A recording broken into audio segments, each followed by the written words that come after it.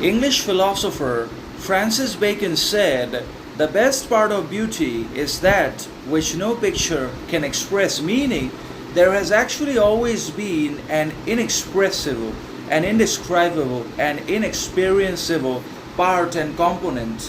about all types or forms of beauty in the world under all circumstances and situations, and it's unavoidable. Also, beauty is mysterious, significant, meaningful, contradictory, conflicting, and intense, and all the other things at the same time without losing its essence, meaning, sovereignty, individuality, attraction, because beauty is the direct consequence of the God's decision and willingness, and greatness and power and beauty is also the product of nature, and whatever comes from the nature is not only going to have its own character, signature, individuality, sovereignty, importance, but it's also going to be independent and unaffected by external forces, societal compulsions, constraints, political maneuvers, discriminations, injustices, etc.,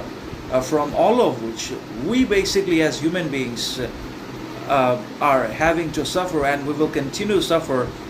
from the evils of our own making,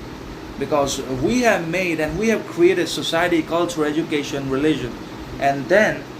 we wanted politics and politicians to be governed by and to lead us, and now we're in the chains, we're in the shackles of corruption, discrimination, partiality, disintegration, unemployment, poverty,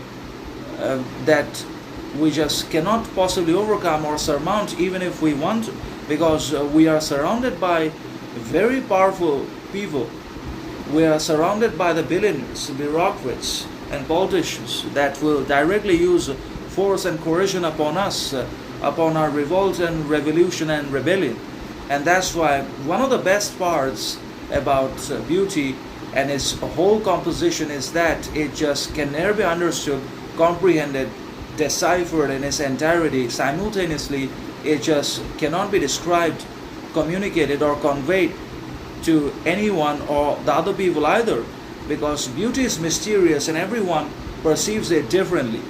Beauty can always be understood and perceived